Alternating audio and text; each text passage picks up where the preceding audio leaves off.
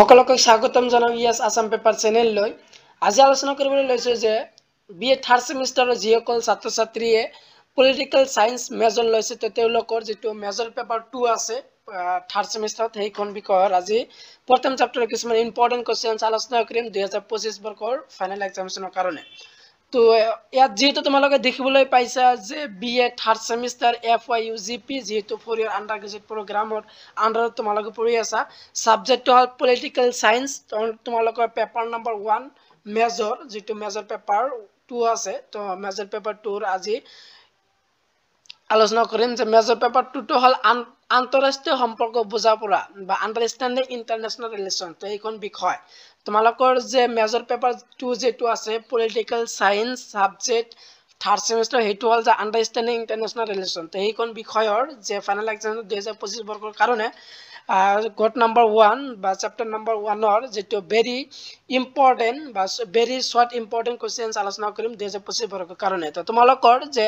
প্ৰথম important question হিচাপে তোমালোকে চাবা যে প্ৰথম কোশ্চেনটো দিয়া আছে আন্তঃৰাষ্ট্ৰীয় সম্পৰ্ক বুলিলে কি বুজা ভেৰি ভেৰি ইম্পৰ্টেন্ট তোমালোকে দেখি যাবা থাৰ্ড সেমিস্টাৰৰ কাৰণে তো ইয়াত যেহেতু তোমালোকে উত্তৰটো দিয়া আছে আন্তঃৰাষ্ট্ৰীয় সম্পৰ্ক বুলিলে ৰাষ্ট্ৰসমূহ জাতিসমূহৰ অৰ্থ ৰাজনৈতিক আৰু কূটনৈতিক সম্পৰ্কৰ কথা বুজো ৰাষ্ট্ৰৰ মাজত থকা ৰাজনৈতিক সামাজিক আৰু অৰ্থনৈতিক আদি সকলো ধৰণৰ সম্পৰ্কে আন্তৰ্জাতিক সম্পৰ্ক বলে তাৰ পিছত তোমালোকৰ 2 নম্বৰ যেটো প্ৰশ্নটো দিয়া আছে এটা হল যে আন্তঃৰাষ্ট্ৰীয় বা ইন্টাৰনেশ্যনেল শব্দটো প্ৰথমে কোনে ব্যৱহাৰ কৰিছিল ইয়াৰ প্ৰশ্নটো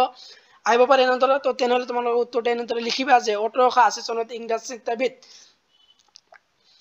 জেৰিমে বেনথাম বিভিন্ন দেশৰ মাজত থকা কূটনৈতিক সম্পৰ্কৰ কথা বুজাবলৈ ইন্টাৰনেশ্যনেল অৰ্থাৎ আন্তঃৰাষ্ট্ৰীয় শব্দটো ব্যৱহাৰ কৰিছিল এইটো কি যাবা তাৰ পিছত তোমালোকৰ 3 নম্বৰ যেটো কোশ্চেন দিয়া আছে এটা ইন্টাৰনেশ্যনেল ৰিলেশনছ নামৰ গ্ৰন্থখনৰ লিখকজন very very important most important 2025 ৰ কাৰণে থাৰ্ড সেমিস্টাৰ বিএ যেটো পলিটিক্যাল সায়েন্স মেজৰ পেপাৰ 2 তো লৰ্ড ব্ৰাইস তো লৰ্ড ব্ৰাইস আছে ইন্টাৰনেশ্যনেল ৰিলেশনছ নামৰ গ্ৰন্থৰ লিখক তাৰ পিছত তোমালোকৰ 4 নম্বৰ প্ৰশ্নটো দি আছে আন্তঃৰাষ্ট্ৰীয় সম্পৰ্কত কি কি বিষয়ত মূলত জড়িত হৈ আছে তো হল যে আন্তঃৰাষ্ট্ৰীয় সম্পৰ্কত তিনিটা বিষয় মূলত জড়িত হৈ আছে জাতীয় স্বাৰ্থ বিবাদ আৰু ক্ষমতা তিনিটা বিষয় জড়িত হৈ আছে আন্তঃৰাষ্ট্ৰীয় এই তিনিটা হল জাতীয় স্বাৰ্থ এটা তাৰ পিছত আছে বিবাদ আৰু আন এটা ক্ষমতা তিনিটা আছে তাৰ পিছত দি আছে তোমালোকৰ 5 নম্বৰ যেটো প্ৰশ্ন দি আছে এই 5 নম্বৰ প্ৰশ্নটো হল যে থিওৰি ইন্টাৰনেশ্যনেল পলিটিক্স নামৰ যুগান্তকাৰী গ্ৰন্থখনৰ লিখক কোন মোস্ট ইম্পৰ্টেন্ট কেথেন ওয়াল্টছ আছিল থিওৰি ইন্টাৰনেশ্যনেল পলিটিক্স নামৰ যুগান্তকাৰী গ্ৰন্থখনৰ লিখক তাৰ পিছত তোমালোকৰ 6 নম্বৰ প্ৰশ্নটো দি আছে আন্তঃৰাষ্ট্ৰীয় সম্পৰ্কৰ যিকোনো এটা সংজ্ঞা দিয়া তো তোমালোকৰ আন্তঃৰাষ্ট্ৰীয় সম্পৰ্কৰ যিকোনো এটা সংজ্ঞা আহিব পাৰে তো তেনেহলে বহুতে সংজ্ঞা আছে তো তাৰ ভিতৰত মই এটা দিছো যে ৰবাৰ্টে সংজ্ঞাটো কৈছে আন্তঃৰাষ্ট্ৰীয় যে যিবোৰ ঘটনা প্ৰবাহে একাধিক ৰাষ্ট্ৰৰ ওপৰত প্ৰভাৱ বিস্তাৰ কৰে সেইবোৰ ফলাফল অধ্যয়নত আন্তঃৰাষ্ট্ৰীয় সম্পৰ্কৰ সামৰি লয় তাৰ পিছত তোমালোকৰ 7 নম্বৰ প্ৰশ্নটো আছে আন্তঃৰাষ্ট্ৰীয় সম্পৰ্কৰ বিকাশ আৰু অধ্যয়নৰ ক্ষেত্ৰত অৱদানযোগ্য এজন চিন্তাবিদৰ নাম লিখা তো উইলনসন তো এই কি যাবা তোমালোকে এইটো ইম্পৰ্টেন্ট তাৰ পিছত তোমালোকৰ 8 নম্বৰ যেটো প্ৰশ্ন দি আছে 8 নম্বৰ প্ৰশ্নটো যে আন্তঃৰাষ্ট্ৰীয় ৰাজনীতিৰ ভেটি কি মোস্ট ইম্পৰ্টেন্ট হয় তো আন্তঃৰাষ্ট্ৰীয় যেটো আইনি হৈছে আন্তঃৰাষ্ট্ৰীয় ৰাজনীতিৰ ভেটি তো আন্তঃৰাষ্ট্ৰীয় ৰাজনীতিৰ ভেটি কি আন্তঃৰাষ্ট্ৰীয় যেটো আইন হেতু হল আন্তঃৰাষ্ট্ৰীয় ৰাজনীতিৰ ভেটি মোস্ট ইম্পৰ্টেন্ট প্ৰশ্নটো তোমালোকে আস্তনি লব পাৰা থাৰ্ড সেমিস্টাৰ যেটো বিএ পলিটিক্যাল সায়েন্স সাবজেক্ট যেটো সাবজেক্ট আছে major paper 2 understanding international relation যেটো সাবজেক্ট আছে এইখন বিষয়ৰ যেটো প্ৰথম চেপ্টাৰৰ আজি 1 নম্বৰী প্ৰশ্নৰ এনসাৰ কিন্তু তোমালোকক আগত আলোচনা কৰি আছো যাতে তোমালোকৰ ফাইনেল এক্সামিনেশন কমন পৰে তো তোমালোকে চাই লোৱা তাৰ পিছত তোমালোকৰ যেটো 9 নম্বৰ প্ৰশ্নটো দিয়া আছে সেইটো হল যে আন্তঃৰাষ্ট্ৰীয় সম্পৰ্কৰ বিকাশ কেতিয়াৰ পৰা আৰম্ভ হয় তো 20 শতিকাৰ প্ৰথম ভাগত আন্তঃৰাষ্ট্ৰীয় সম্পৰ্কৰ বিকাশ আৰম্ভ হৈছিল তাৰ পিছত তোমালোকৰ 3 নম্বৰ প্ৰশ্নটো দিছে আন্তঃৰাষ্ট্ৰীয় ৰাজনীতিৰ বিকাশৰ দ্বিতীয় পৰ্যায়টো কেতিয়াৰ পৰা আৰম্ভ হৈছিল প্ৰথম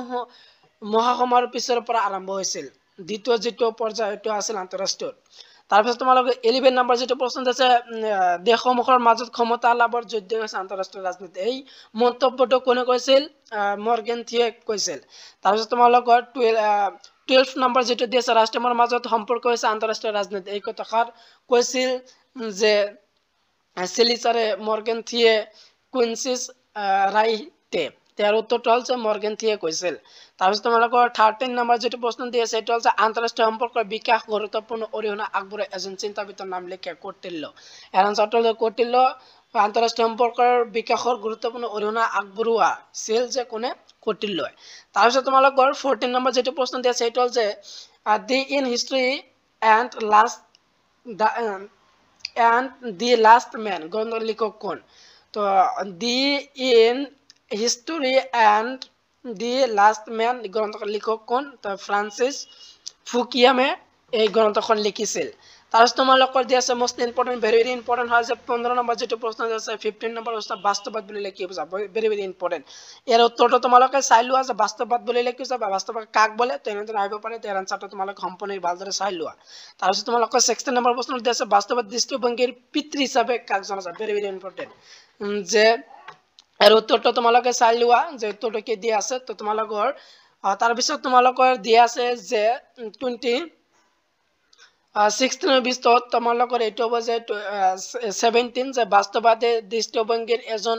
প্ৰধান সমৰ্থকৰ নাম লিখা অৰ্জন কেনন তাৰপিছত আছে বাস্তৱবাদী দৃষ্টিভংগীৰ প্ৰধান উদ্দেশ্য কি বাস্তৱবাদী দৃষ্টিভংগীৰ প্ৰধান উদ্দেশ্য হৈছে ৰাষ্ট্ৰ নিৰাপত্তা ৰক্ষা কৰা আৰু ক্ষমতা লাভ কৰা 18 নম্বৰ প্ৰশ্নটো দিছে সনাতন বা ধ্ৰুপদী বাস্তৱবাদীৰ এজন সমৰ্থকৰ নাম লিখা ভেৰি ভেৰি ইম্পৰ্টেণ্ট হয় যে ইয়াৰ আনসাৰটো যে